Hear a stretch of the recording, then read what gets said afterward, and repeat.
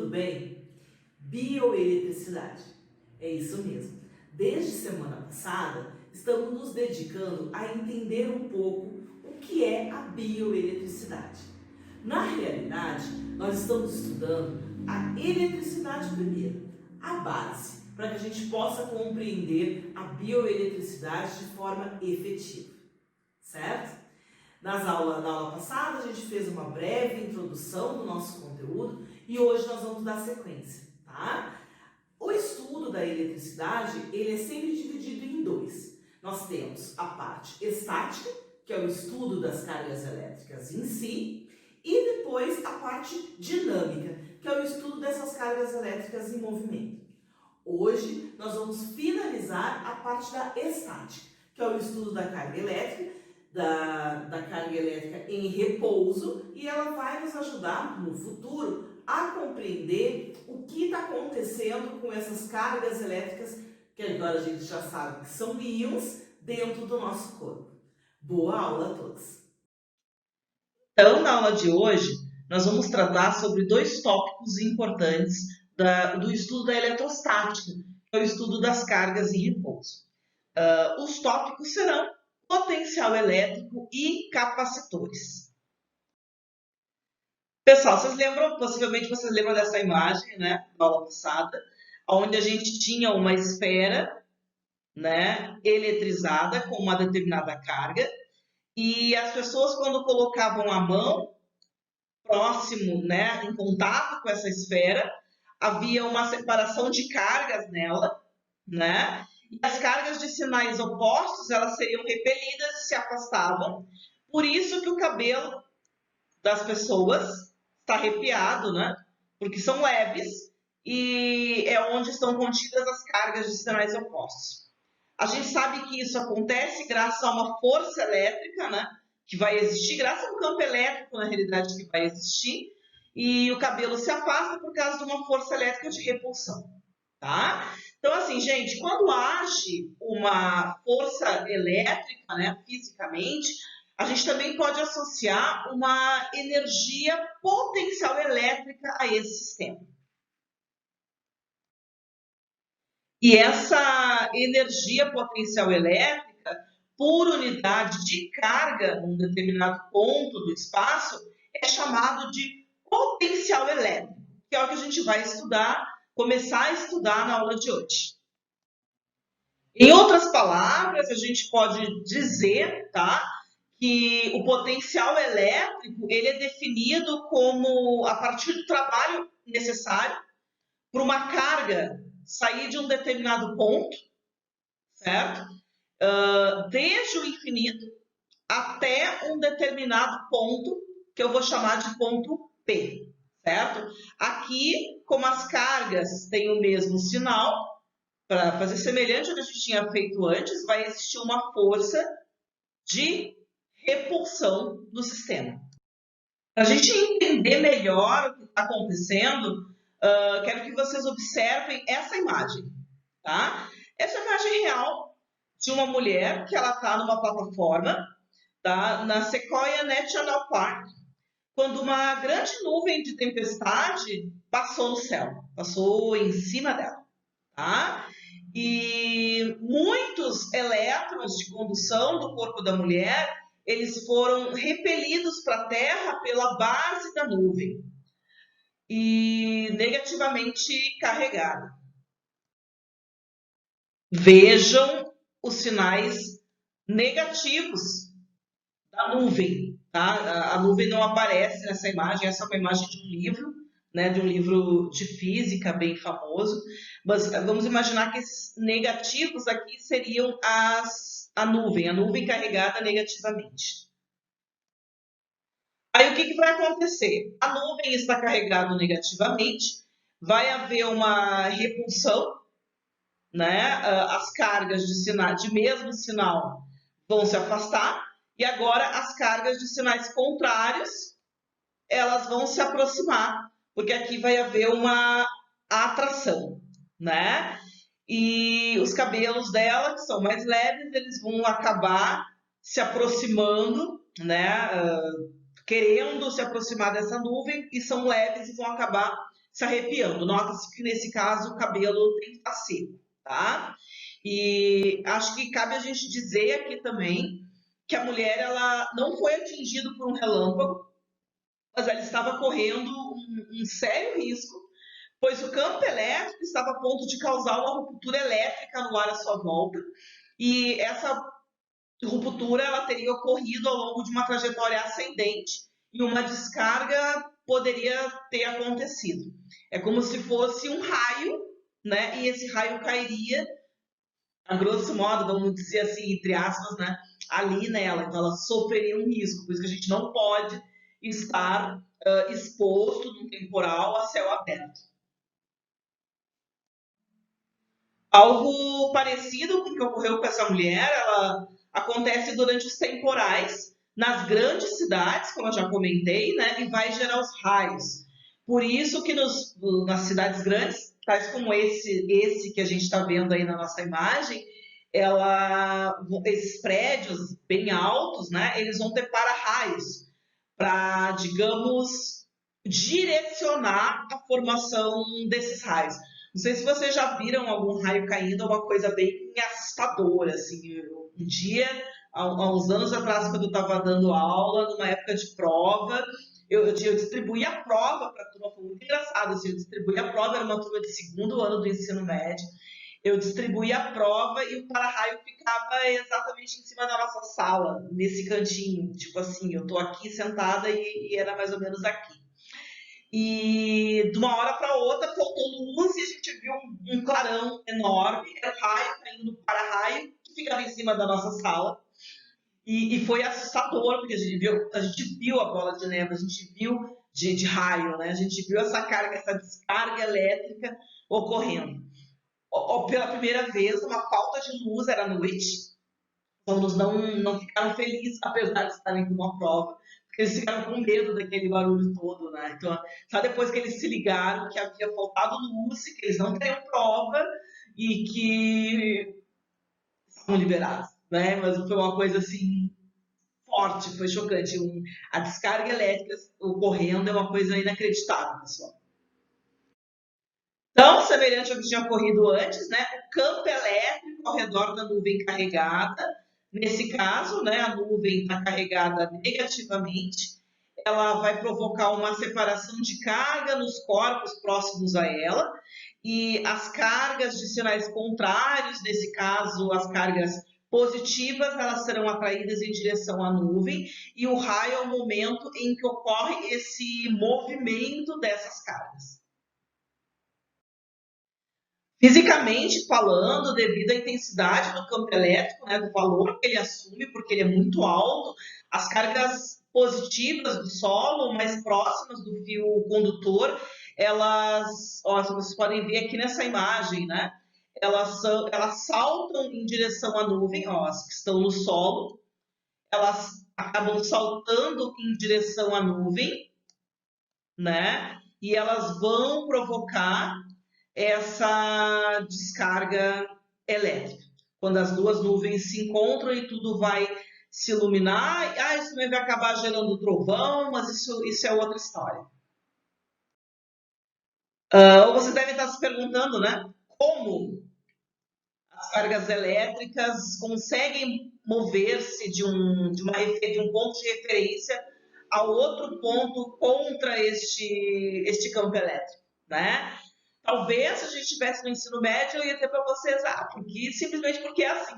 Muitas vezes vocês devem ter escutado isso ao longo das aulas de vocês de ensino médio. Mas hoje não, hoje eu vou dar uma explicação do porquê que isso acontece. Elas conseguem, gente, fazer esse movimento, pois há uma energia, tá? Potencial elétrica presente, ou a grosso modo, vai existir uma energia potencial lá na nuvem, ou seja, existe um potencial lá na nuvem e existe um potencial na carga que está sobre a Terra. E existe, além disso, uma diferença de potencial, e é essa diferença de potencial que possibilita esse movimento. Então, vocês poderiam pensar, professora, mas e se não houver essa diferença de potencial? Se o potencial lá da nuvem for o mesmo daqui? Bom, se o potencial é o mesmo, não ocorre esse movimento. É necessário que haja uma diferença de potencial. Então, eu acho que aqui cabe a gente deixar bem claro que o potencial elétrico não é uma grandeza importante para nós. O que é importante é que tenha uma diferença de potencial. Ou seja, se a gente olhar aqui nessa imagem, ó, aqui, potencial A tem que ter um valor, tá? Para que a carga consiga fazer esse movimento, né? Sair de um ponto até o outro, é necessário que aqui em cima tenha um valor de energia potencial e que aqui embaixo eu tenha outro valor, tá? Pois é essa diferença de potencial que propicia esse movimento da carga de um ponto até outro ponto. Olhem essa imagem, gente. Eu acho linda essa imagem. Geralmente, quando a gente vai para o interior, a gente vê muito. Na cidade grande, a gente também vê, mas na cidade, no interior, é muito mais visível. Os pássaros pousando, né, sobre os fios de alta tensão e estão ali, de boa, né, sentadinho, com as suas patinhas ali sobre esses fios de alta tensão. Não sei se vocês nunca se perguntaram, mas a gente poderia pensar, né? Porque será que nós, seres humanos, a gente ia conseguir permanecer na mesma posição desse pássaro no fio de alta tensão? Para que a gente possa responder essa questão, primeiramente vamos entender o que está acontecendo fisicamente, tá? Bom, esses fios de alta tensão aqui, eles têm uma tensão superior a 600 volts, tá? E essa tensão, ela pode causar nos seres vivos a eletrocução, que corresponde à morte pela exposição do corpo a uma dose letal de energia, tá? Elétrica. No entanto, o passarinho, como vocês podem ver, ele está bem pleno aqui em cima e nada sofreu. Bom, isso vai acontecer, gente, pois as patas do passarinho, certo? Que estão aqui, elas são como cargas elétricas também, tá? Mas, como a gente pode ver, é necessário, como a gente comentou antes, que haja uma diferença de potencial. Então, é necessário que haja duas placas condutoras, uma com uma carga, outra com outra, para que haja este movimento de carga elétrica indo de um ponto até o outro. Neste caso, as patas estão sobre a mesma placa, né? Então, mesmo que ela esteja carregada, né, o potencial elétrico é o mesmo. Então, como não há uma diferença de potencial, não haverá movimento de um ponto a outro e o pássaro não vai levar uma descarga elétrica. Bom, vocês podem se perguntar, será que o ser humano ele poderia fazer o mesmo num fio de alta tensão? Por incrível que pareça, a resposta é sim, tá? Se a gente se segurasse lá no cabo, com as duas mãos juntas como pássaro, vejam que essa imagem ela tá errada, tá? A gente tinha que estar segurando como pássaro assim, e sem contato com o solo, né? Nem com poste, nem com nada, a gente nada sofreria. No entanto, isso na prática, isso é impossível de ocorrer. Geralmente, o ser humano abre os braços, que é essa imagem que eu mostrei para vocês, até para ter mais equilíbrio, né? Lembra? Do centro de massa. Além disso, ele precisa se encostar em algo, ele não vai ficar só lá penduradão no fio de alta tensão, né? Ele precisa se encostar ou no poste, ou ele precisa encostar no chão, o fio vai ceder, então ele vai acabar encostando no chão em algum momento. E quando ele encosta no chão, essa outra superfície vai ter outro potencial elétrico, né? E daí ela levaria uma descarga. Além disso, quem é que vai testar isso, né, gente? Ninguém vai tentar reproduzir esse ato na vida real, porque é perigoso. Então, teoricamente, é possível, né? Se a pessoa vai fazer, aí, né? Creio que não. Mas como nós calculamos o potencial elétrico de um determinado corpo? Bom, há duas maneiras, tá, de calcularmos o potencial elétrico, tá? Bom, na primeira maneira, tá, na primeira definição, nós vimos que o potencial elétrico é a relação entre a energia potencial, que eu vou chamar de EP, certo? E a carga elétrica do corpo, que eu vou chamar de Q, tá? Se o potencial elétrico for representado por V maiúsculo, tá? Esse potencial será a energia potencial dividido por essa carga elétrica, tá? Quanto às unidades de medida, na aula passada, nós vimos que carga elétrica, representado por Q, é medida em Coulomb, né? E a energia potencial, nós vimos nas aulas anteriores, é medida em joules, né? Se formos usar os símbolos, Coulomb é C maiúsculo e energia, o joules, né, é J maiúsculo. Se substituirmos aqui, teremos que o potencial é joules por Coulomb. E esse joules por Coulomb é o que vocês conhecem como volts, tá? Representado por V. Então, aquele 220 volts, 110 volts que tem lá na casa de vocês é um potencial elétrico.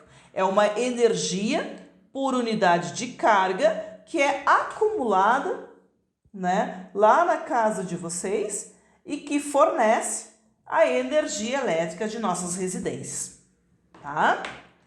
Na segunda maneira, a gente viu que o potencial ele também é definido em termos do trabalho necessário para levar a carga de um ponto até outro ponto, certo? Isso quer dizer que a gente também pode calcular o trabalho levando em conta o valor dessa carga, tá? E o valor da distância, da relação, né, entre a distância que ela estava ou a distância onde ela vai se encontrar, que eu vou chamar essa distância de distância R. Então, o trabalho, o potencial, na realidade, poderá ser calculado como sendo o valor dessa carga sobre esse R, que é essa distância entre eles. E para fazermos um ajuste dos nossos dados, né, a gente tem que considerar uma constante, que é conhecida como constante eletrostática, representado pela letra K. Lá na apostila nós temos o valor dessa constante, que é 9 vezes 10 na 9, Newton vezes metro quadrado por Coulomb ao quadrado, tá? E essa seria o valor dessa constante elétrica, tá? Logo, a partir dos nossos dados, a gente viu que há duas maneiras de calcular o potencial. Ou a gente relaciona a energia com a carga, ou a gente relaciona a carga com a distância, levando em conta um valor constante, que é chamado de constante eletrostática. Por incrível que pareça, a resposta é sim, tá? Se a gente se segurasse lá no cabo, com as duas mãos juntas como pássaro, vejam que essa imagem ela tá errada, tá? A gente tinha que estar segurando como pássaro assim, e sem contato com o solo, né? Nem com poste, nem com nada, a gente nada sofreria. No entanto, isso na prática, isso é impossível de ocorrer. Geralmente o ser humano abre os braços, que é essa imagem que eu mostrei para vocês, até para ter mais equilíbrio, né? Lembram do centro de massa? Além disso, ele precisa se encostar em algo, ele não vai ficar só lá penduradão no fio de alta tensão, né? Ele precisa se encostar ou no poste, ou ele precisa encostar no chão, o fio vai ceder, então ele vai acabar encostando no chão em algum momento. E quando ele encosta no chão, essa outra superfície vai ter outro potencial elétrico, né? E daí ela levaria uma descarga. Além disso, quem é que vai testar isso, né, gente? Ninguém vai tentar reproduzir esse ato na vida real, porque é perigoso. Então, teoricamente, é possível, né? Se a pessoa vai fazer, aí, né, creio que não. Acho que podemos agora falar do último tópico sobre a eletrostática que a gente vai ver, que são... Não vou dizer o nome. Quero que vocês primeiro olhem essa imagem, tá? Aqui é um bando de paparazzo, né? Tirando fotos de alguém. Vou pensar que é de mim ou de vocês, né? Que estou olhando essa imagem. E vocês podem ver que tem flashes, né? Essas máquinas, elas têm um flash para melhorar a imagem, para capturar a foto, tá? O flash ele dá mais qualidade às fotos, por isso que ele é utilizado. Ele já é bem antigo, né? As pessoas utilizam, antes tinha aquelas máquinas que era tipo, soltava uma coisa, uma explosão, dava uma explosãozinha, né? Agora é tudo mais eficiente, hoje em dia nem máquina, né? Os profissionais, obviamente, a usam por causa da qualidade, mas tem celulares com uma qualidade excepcional também, tá? Bom, os flashes eles são importantes, no entanto, eles consomem muita energia, tá? Ou seja, eu preciso, na máquina fotográfica, ter uma grande energia acumulada para que ele solte flash. E ele não pode soltar uma única vez, ele tem que soltar, eu tenho que tirar várias fotos, né? A gente não deixa a máquina fotográfica na tomada quando a gente a usa, ela tem uma bateria. Então, essa bateria ela precisa ter uma capacidade de armazenar energia muito tempo, certo? E então, o que tem dentro dessa máquina? Bom, dentro dessas máquinas fotográficas existem dispositivos que são conhecidos como capacitores, que é o que a gente vai ver como último conceito na aula de hoje. Aqui é uma imagem, tá, gente, desses capacitores. Capacitor, eles são dispositivos que eles armazenam uma grande quantidade de energia. E as pilhas de uma máquina fotográfica armazenam essa energia necessária para disparar o flash, carregando esses capacitores, semelhantes a esses das imagens. Então, se for perguntado para vocês, os que são capacitores são dispositivos usados para armazenar energia elétrica.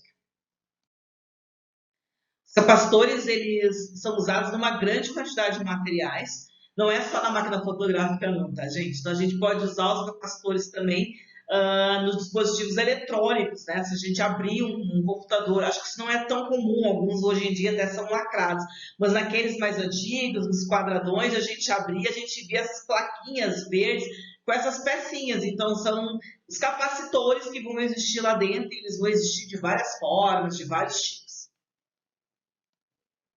Fisicamente, um capacitor ele pode ser entendido como um par de condutores, então são aquelas placas, tá? Elas são separadas por um material isolante. A representação das placas estão aqui, né? Aqui tem uma placa, aqui tem outra placa e assim por diante. São várias placas e separadas por um dielétrico, que o dielétrico é um material isolante, né? E esses capacitores, as superfícies condutoras, elas, como eu comentei, elas podem ter formas variáveis, mas o princípio de funcionamento é sempre o mesmo. E quando tem uma diferença de potencial aplicada nesse par de condutores, um campo elétrico é gerado no dielétrico e esse campo ele é capaz de armazenar uma energia elétrica. Então, pessoal, por hoje é só. Espero que essa aula tenha sido clara. Na próxima aula, o que a gente vai fazer? Nós vamos ver, então, o que acontece com essas cargas em movimento, certo? Qualquer dúvida que vocês tiverem, não esqueçam de me contatar. Até mais, pessoal!